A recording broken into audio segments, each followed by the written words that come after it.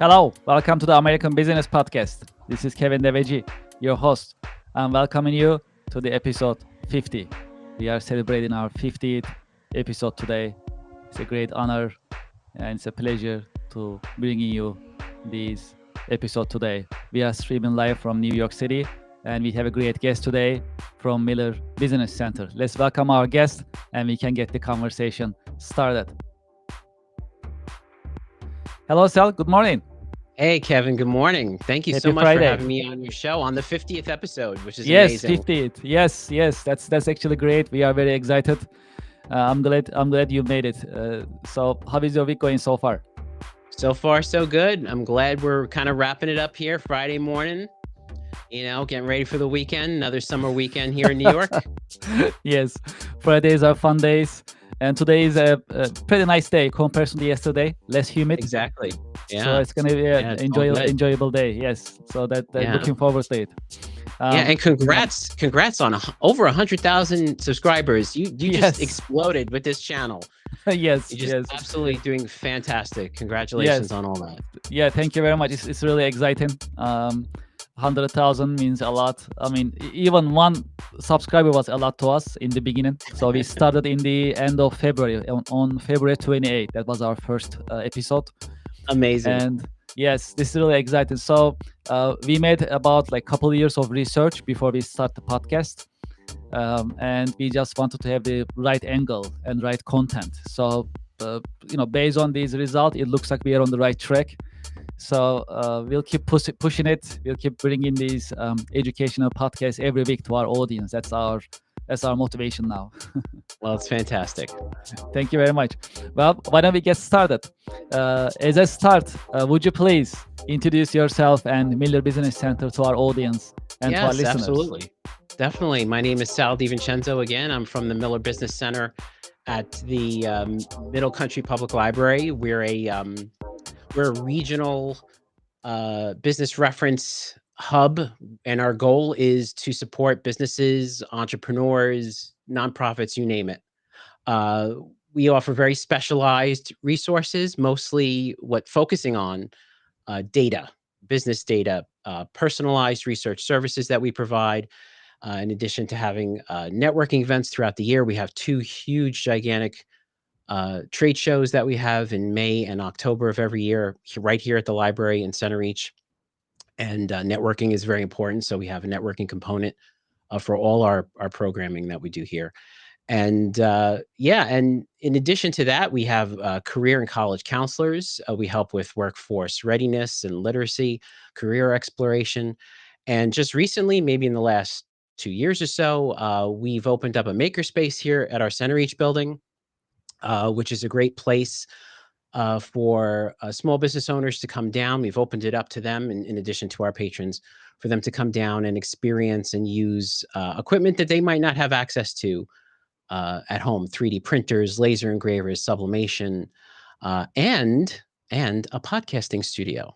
So if you want to start your Yes. own podcast, you Yes. can utilize what we have there, and we're very excited about it. It's something I'm the one of the coordinators here at the library, and that's my kind of my baby is the innovation space. So we're very excited about it, and we're glad that we can open it up and support local businesses here on Long Island in the region, giving them access to data that you might not realize is valuable, but it's incredibly valuable. Uh, Having access to your competitors, potential customers, industry information, demographics, all that good stuff. And the best part about it is it's completely free. There's no strings attached. You come down and we take care of you. Yeah, this is really exciting, and no wonder a business community in Long Island area they love Miller Business Center. A lot of resources, and the step is great. I mean, I had the pleasure of being in Miller Business Center. Great environment, great resources, great staff, very friendly, very professional. So it's a great place to be. And I like to shift our conversation towards you a little bit, and then we can Sure. shift it back to Miller Business Center again, if that's okay. Um, Absolutely. Sal, how did you get started? How is your career journey in general? If you like to summarize a little bit for our I got audience to tell you, to know you. all over the place. I this is not my first career. Obviously, I'm a little older, and I'm a little later on in my career life. I actually started out in retail, and then I moved into a corporate environment. I did that for a while, and I absolutely hated it.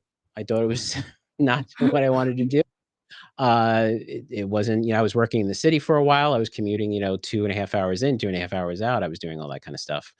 And what it came down to is, at the time, I had a side hustle. I started my own little business, a consulting business, and I was designing websites, and I was actually teaching some programming. And one of the places that I taught was at the library. And this middle country was where I grew up, so it was my local library.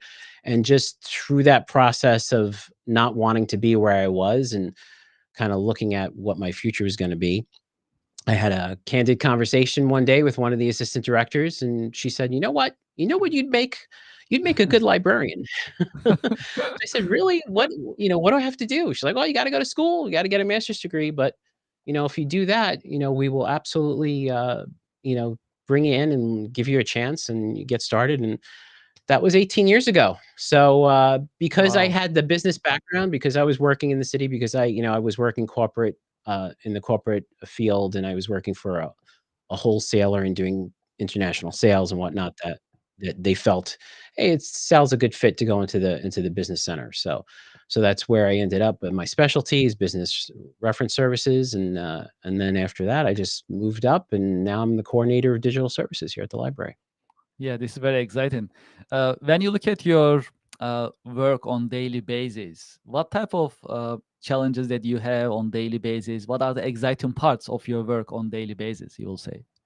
Sure. Well, believe it or not, being a librarian is exciting. You might not realize that. It's not just us sitting at the desk and reading books and going, shh. We're definitely not that type of library here at at Middle Country. Uh, I guess for me, it's a great pleasure to be able to help the public, dealing with the public. helping them find what they're looking for, and especially those small business owners that I deal with on a daily basis.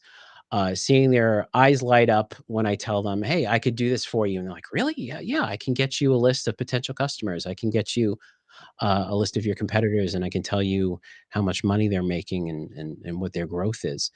And we deal with a lot of small business owners and budding entrepreneurs who are just getting started, and they have a lot of they have stars in their eyes, and they have a lot of dreams about making it big and being successful.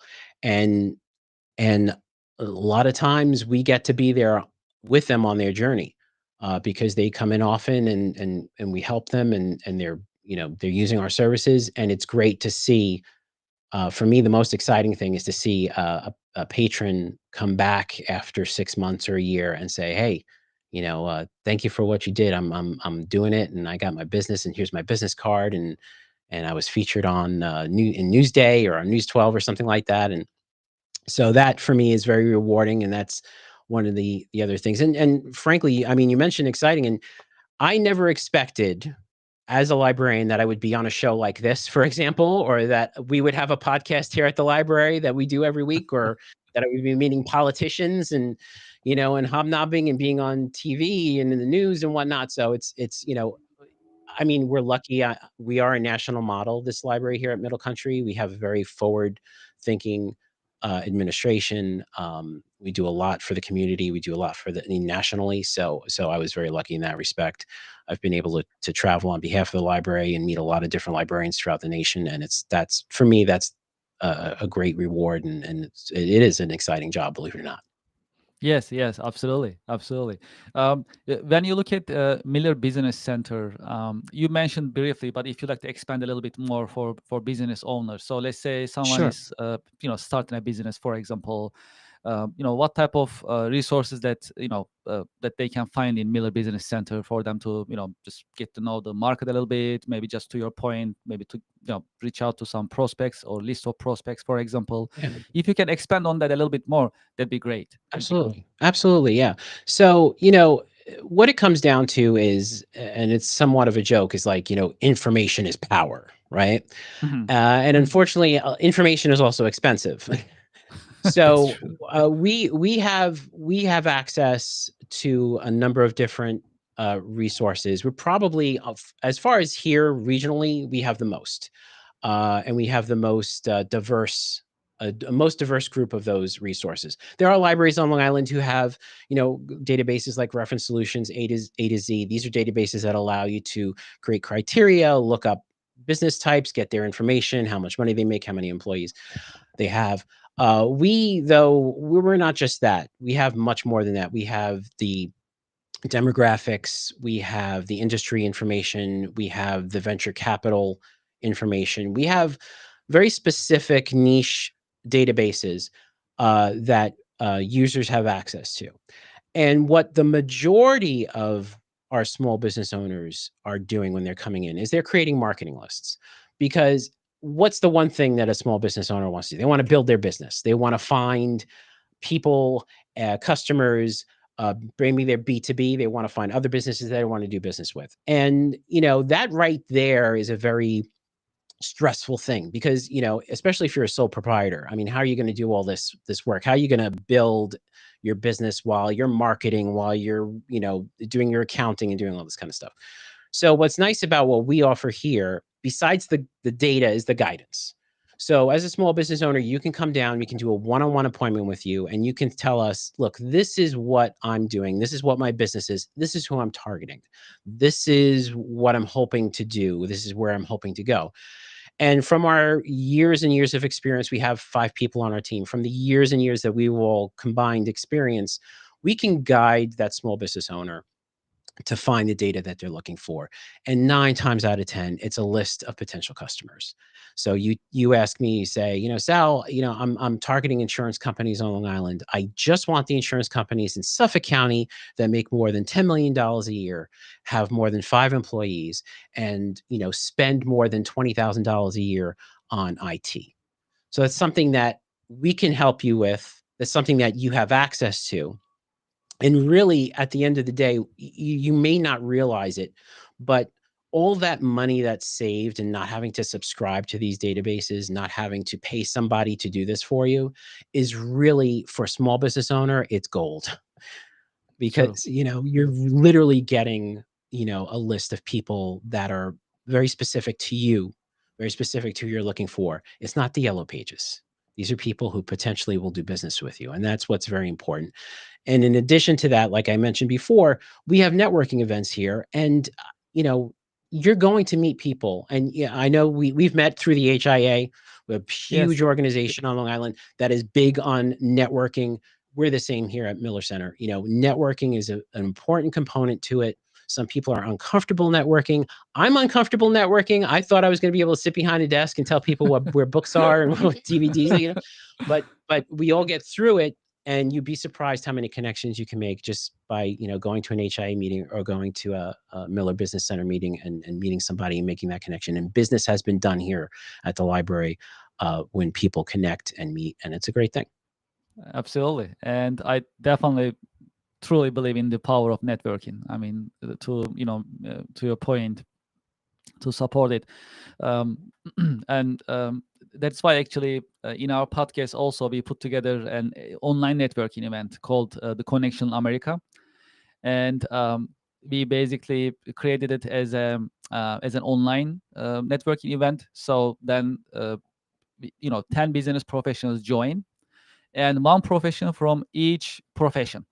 So one Nice. accountant, one consultant, one manufacturer, one distributor, and so on. So 10 of them, they network with each other during the live podcast, and they also have the opportunity to be exposed and be visible to more than 100,000 YouTube subscribers of the American Business Podcast.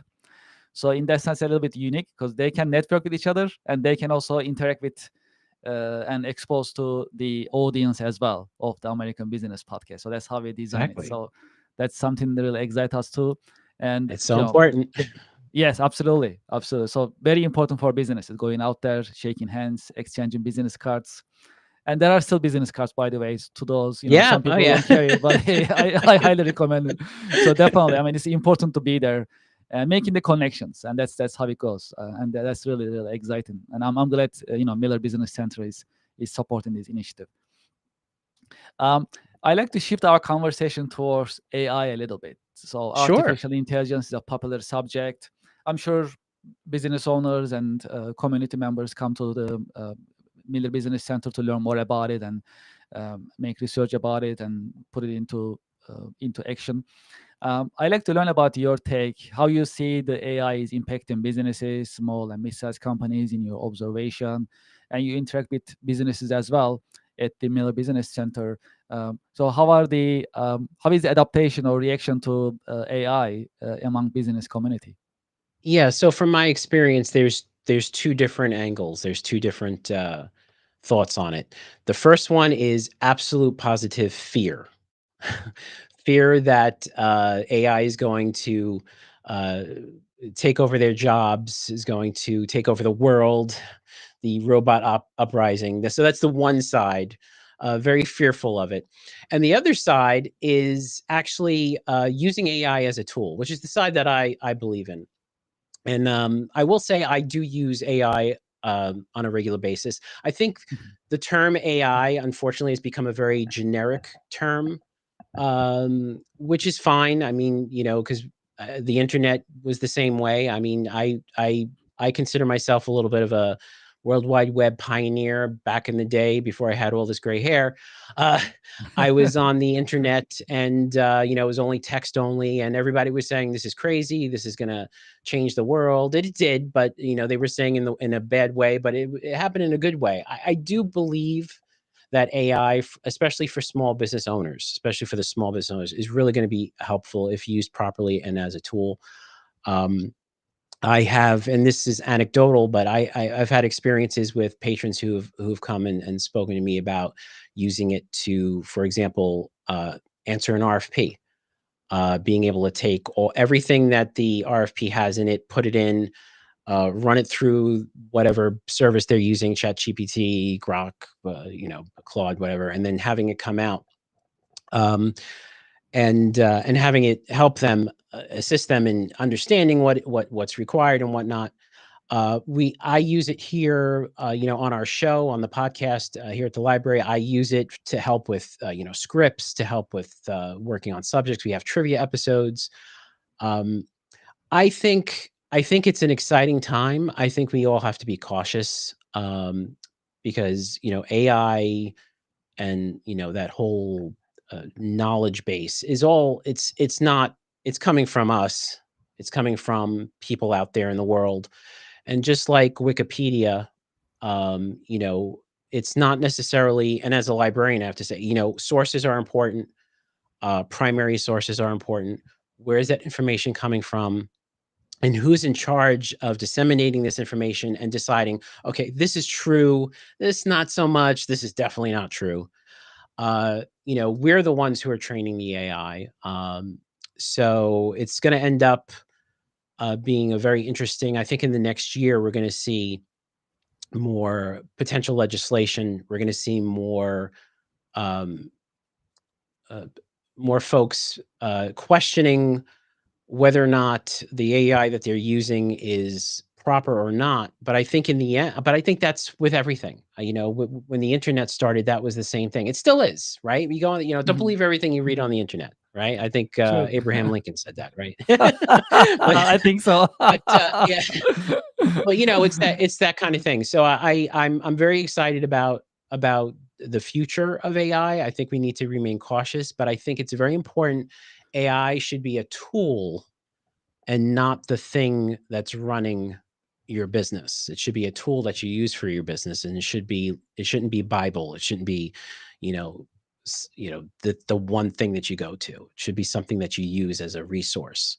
And I think if we use AI as a resource, we're going to see some really phenomenal, spectacular things happen in the near future. How about AI? Will AI replace humans and their jobs in the future, you think? I think some jobs, yeah, sure. I hate to say it, some jobs are going to go that way. Um, and I think we're at the point generationally where I think this new generation who are going out looking for jobs and thinking about what am I going to do in my life, what's my career. I think they're going to take that into account. Um, that being said, I really thought that by now we'd have very little in terms of libraries and librarians and whatnot, but we still do. And I think in our heads we look at the future as being 2 years from now, 3 years from now, 10 years from now, perhaps. I think as the even though it's exponentially AIs, every day we hear something new about AI, about it being able to diagnose X-rays, being able to figure out what the best combination of medicines are, being able to diagnose something that's wrong with a car, all this kind of stuff. And exponentially every day we hear, oh, it's done this, it's done that. It's created a whole feature length film, without having to have any actual actors. Um, I think in the grand scheme of things, I think we're really far off from where it's going to be, taking over uh, certain industries and completely like wiping out, uh, you know, blue collar work or some white collar position or something like that. So I think we're far enough behind that line that's moving forward. I think we're far enough behind it that generally generationally, I think that the kids nowadays, I think they're going to say, okay, you know what? In 10 years, AI is probably going to handle that. Maybe I need to be a prompt engineer, which is something a lot of people are considering nowadays as a prompt. If you don't know what a prompt engineer, it's someone who learns how to actually use AI and prompt it properly. It's kind of an AI programmer. uh, you're going to see more jobs like that. So yes, absolutely, there are certain things that are going to go away as far as jobs are concerned. In the retail industry, we've seen it with self-check. It's slow, but there's still, again, we've seen it with self-check, but there's still cashiers in the supermarket who are there to help you. True. So it's going to be gradual, but it is going to happen eventually. But I think we're far along here that we're going to be prepared to adapt. I think humans are very good at adapting. Um, and I think we'll be okay in that respect. But yes, potentially we could see jobs being lost to AI. Can you tell us about your role models? Have you had any role models in your career journey that you can Share. Yeah, it's kind of difficult to think about it. I don't know if I have like a particular role model. I mean, I'm a huge Disney fan, for example. So I could say Walt Disney as being one that I use as a role model in my career, and also as personally. Um, and for him, he was more of a not so much a businessman as much as people might argue with that, but he was more of an artist who had a knack for business. His brother Roy was really the numbers person. But that kind of thing, and and Steve Jobs, for example, is another person that I would say is kind of a role model in the sense that, and I hate to say this, but this is basically how I am. Is I'm the kind of person that I kind of like to think blue sky, like big ideas. How can we do this? How can I do this without thinking about money? Without thinking about uh, how much is this going to cost? Or, how Sal, how are you supposed to get that to there without having to literally rip everything apart and put it back together again? Um, but I feel like that's kind of how Walt Disney was. It's kind of how Steve Jobs was. So that for me, is someone like that. And I've, we have a fantastic administration here who's very forward thinking. And, to think about how they think, and I think how other people think, is for me, look to the future, live for today. Think about what your business is doing today. Think about what your career is today. Look to the future far enough in advance that you can kind of see it coming. Uh, don't live there, but look towards it. And I think for me, all the people that I've had as role models in my career have been those types of people, kind of visionary, thinking Mm, about the future, and mm. yet, how do I position myself? Where do we put the boat? So this way, when it gets to that point, it's in the right direction. Can you share some of your lessons learned in your career journey? Oh, lessons learned.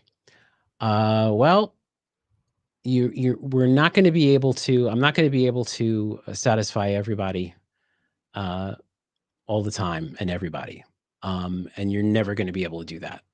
Uh, I think it's important in your career that you first do what's best for you, right? And I've always said, if you love what you do, you'll be you'll be successful in doing it, right? Um, One of the mistakes that I made, early on in my career, is I was thinking about money. I was thinking about what can I do to make the most money? What can I do to make the most money? And it really doesn't it didn't work. It didn't pan out that way. I stumbled, and when I finally started doing things that I enjoyed doing, I did it very well. And then at that point, I felt like I was successful in it. So yeah, it's hard to say to answer that, but yeah, I think you're not going to be able to help everybody, but you have to try. You have to try your absolute best to do your best, provide the best customer service if you're in a customer service, and do what's best for that person. If you're a salesperson, if you're genuine and you're trying to do the best for the other person, I mean, you're selling them something, right? Obviously, it's what you're doing. You're selling them something. But if it's something that they need and something they're going to benefit from, then everybody's going to it's all going to come full circle. Everybody's going to be happy. Everybody's going to, be successful. They're going to be happy with what you've done for them, and you're going to feel good about what you've done for them. And through that, you'll be successful. You'll make money. You'll move up. That kind of thing. What are your biggest passions and interests outside of work? Oh my goodness. Well, I did mention Disney. So I'm a theme park fan, not just Disney, but Disney and Universal Studios. I like uh the business of entertainment. I know that sounds pretty interesting, but I like the business of entertainment. I like seeing how a company like Walt Disney, creates a theme park that, people go to and they enjoy, and they have they have fun with their family, and they make money. And they have ways of, oh, how can we market this, and how does that work, and how can we entertain and and at the same time educate, do all that kind of stuff. So for me, yeah, theme parks, traveling, being with my family, those are all things that I enjoy doing. I'm very blessed that uh, in the job that I have, that I have the opportunity to do that. Yeah, that's a blessing. Yeah, absolutely. Um, well, well, this is something that I'm really curious about. So, if you are able to, what timeline would you go back and why in history? Go back in history. Oh my goodness, that's tough. That's a tough question. It's funny because I guess where we are now, we're always thinking, oh, what I wonder what it was like back then. Um, and not quite appreciating how good we have it. Uh, but I think sometimes you have to go back to appreciate that. I think I would go back to, when my grandparents were growing up. Um, I guess so that would be like the 30s and the 40s. Not a great time for the country necessarily, for the world. I mean, there were wars, and we didn't have the technology that we have today. But I think I would like to see the simpler life, and how, that they call it the greatest generation, how that generation was able to handle, you know, the world coming to an end in their eyes, in a lot of cases, and how resilient they were, and how amazing they were, to be able to get through that, and then start over, and just be where they were today, and then get to the point where they started families, and then, you know, my parents, and myself, to get to that point. I think that's where, if I had to go back in time, yeah, it would be during that time, to see how they did it, because still can't wrap my head around it, because today, the Wi-Fi goes out on the flight and forget it. We're Yes, like, and no one is right, happy. Yes, right. that's The true. internet goes down for 5 minutes, or they don't have that drink anymore at Starbucks. We flip out, It's a problem. Yes. That is true. Times are changing. I mean, yes, that's Times true. are I mean, changing, right? and thinking Yeah. about those back in the time, seeing the Great Depression, Great Wars, as well as other changes, fundamental changes in the world is just Yeah, and massive. they made it And through, and they made it absolutely, through. Yeah. absolutely. Well, I like to get your professional insights in a couple of different subjects. One of them is that what is the best way to stay motivated and inspired when working? The best way I think, don't be afraid of change. I think that's a big thing. I think a lot of people are afraid of change. A lot of people are also afraid to try. And you have to try, and you have to be okay with failing. Something that we talk about here at the library, in the innovation space, is try, fail, repeat, try again. We have like this thing where we say, okay, so this project didn't come out right. Let's try it again. I think in order to stay motivated, you have to be okay with accepting that some ideas that you might have had don't work, and you need to do it over, and try something else, and be okay with changing. Uh, and for some people, it's as simple as, okay, we're going to go with another IT service, or we're going to maybe charge a different price for this service, or for some people, it's, what, I'm going to start a new career. And something I went through. I became a librarian very, relatively late in life, compared to, other folks, and that's fine. And I'm happy I did it. And yeah, so every day, from motivation, it's got to be, you know what, we're going to do our best today. And if we fail, we're going to try again, and we're going to keep going. We're not going to give up. Um, for those who are thinking about being a librarian, and also for those who are starting to pick their career, make decision for their careers, especially for the next generation, What Sure. type of career advice would you like to share with them? Sure. Well, I will say the profession is alive and well. It's not going anywhere anytime soon. So if you are interested, it is a great profession. It does require a lot of work. I think there's a misconception that being a librarian is kind of easy. We sit behind a desk, we read books all day, we kind of stuff. But it's not. That's not the case. We all have gone to school. We all have master's degrees. Some of us have double master's degrees. We're constantly Amazing. learning something new. Yeah, we have, continuing education is very important for librarians. In fact, in some cases, it's required to maintain your library license as a librarian. And I will tell those out there who might be interested or considering being a librarian, we're coming up to potentially a shortage in librarians, especially on Long Island. Libraries are hiring right now because there's a lot of people who are retiring or leaving Long Island. So yeah, if you're interested in becoming a librarian, it's a very rewarding career. It's a very rewarding experience because we're not selling anything, which is great. What we're offering is free. What we're offering is uh, entertainment and information, which is fantastic. We have both those things. We put them together, separate them out, whatever you want to think. But you are dealing with the public, and you have to have a little thicker skin because we do deal with the public, and the public can be fantastic, and sometimes, and the public can be difficult and challenging.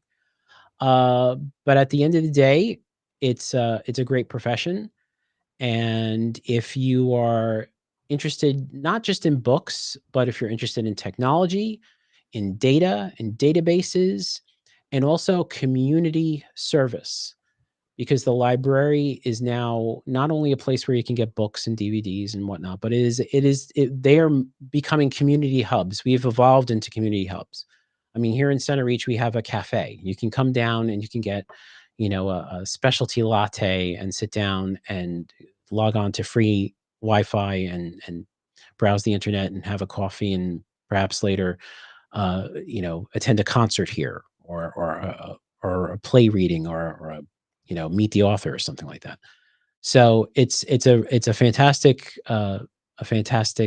career choice if you're interested, and it's definitely for everybody. I think if you're willing to deal with the public, you can be a librarian. You just got to work hard at it. Like I said, we have to go to school, and I didn't expect myself to go back to school after so long to change my career, but I did, and I'm very happy I did. So for those who are thinking about learning more about Miller Business Center, or interested in having services there, what is the best way to get information in the website, or any information that you'd Yeah, like to share? absolutely. You can go to our website. It's millerbusinesscenter.org. You can give us a call, 631-585-9393, extension 133. We are inside the Middle Country Public Library in Center Reach. We are open to the public. You do not have to be a patron of the library. You just have to have a local library card. So if you're at MS Clark, if you're in Patchogue, if you're in Lindenhurst, you just have to have that library card in order for us to put you in the system. We have one-on-one appointments that will sit down with you. And again, there's no catch. It's all free. And we're here to support our local businesses because we want them to be successful, because in turn, our local businesses are successful, our local economy is successful, and Yes. our library is successful. Yes, absolutely. This is all complementary and very important service. And I truly appreciate your time, Sal. Thank you Thank for you, being with Kevin. us. Yeah, in this It episode. was a fantastic experience. Good luck on your show. Thank you very much. Here's to the next 100,000 subscribers. Coming up, it's on the way. Very good. Yes. Thank you so much. It's very nice talking to you, and thank you for sharing your professional wisdom and your insights with our audience and with our listeners. Have a great weekend. Thank you, Kevin. You too. Take care. Thank you very much, Sal. Well, to our audience and to our listeners, we had another informative The American Business Podcast episode. I hope you liked it. I enjoyed it a lot, and I'm sure you learned something too from this conversation. In each the American Business Podcast episode, you learn something new, and we facilitate these informative conversations, and how that's how we learn from other professionals. And today's was also great. With Sal, we talk about the Miller Business Center.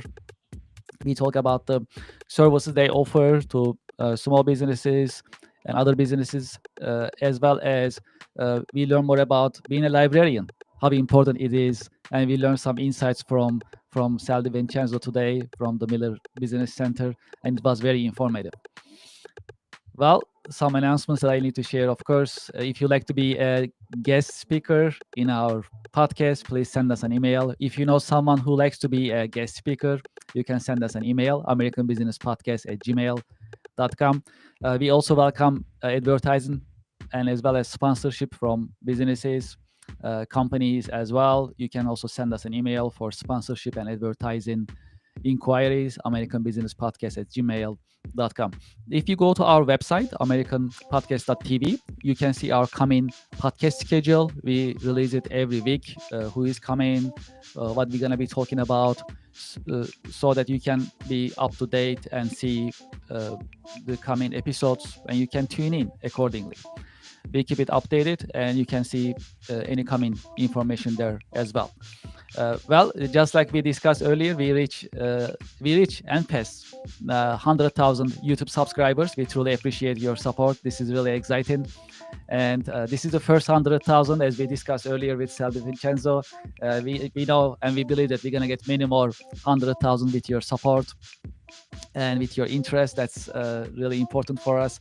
If you haven't done so, please subscribe to our YouTube channel.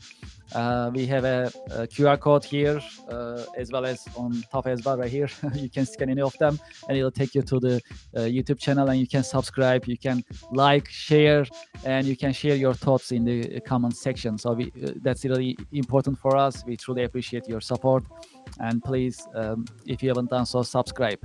We also have sponsors.